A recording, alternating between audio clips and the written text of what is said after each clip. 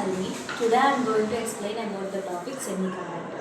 Semiconductor is a material in which this conductivity lies between insulator and conductor.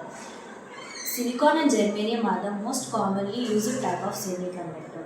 At 0 kelvins and at low temperature, the valence electrons does not have sufficient energy to move from valency band to conduction band. Hence, the semiconductor act as an insulator.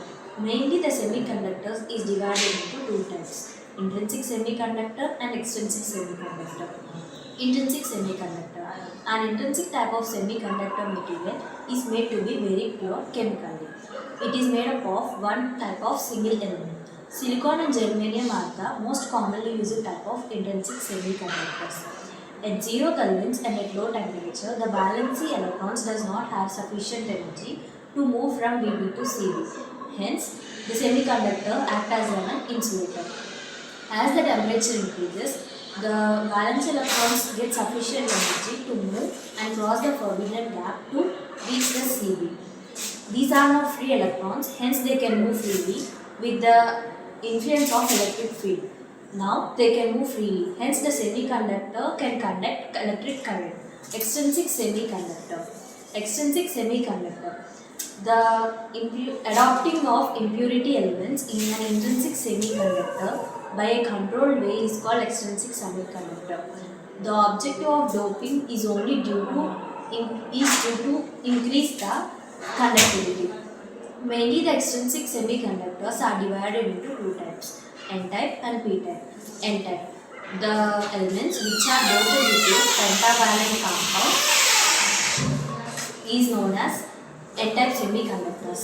Example, where the silicon is doped with a pentavalent compound like arsenic is known as N-type semiconductor.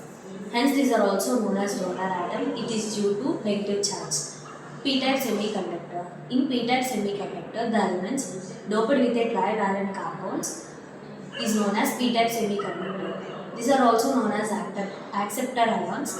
It is due to positive charge. Example, silicon atom is doped with a trivalent compound like gallium is known as P-type semiconductor. Difference between intrinsic semiconductor and extrinsic semiconductor. Intrinsic semiconductor is pure, whereas extrinsic semiconductor is impure.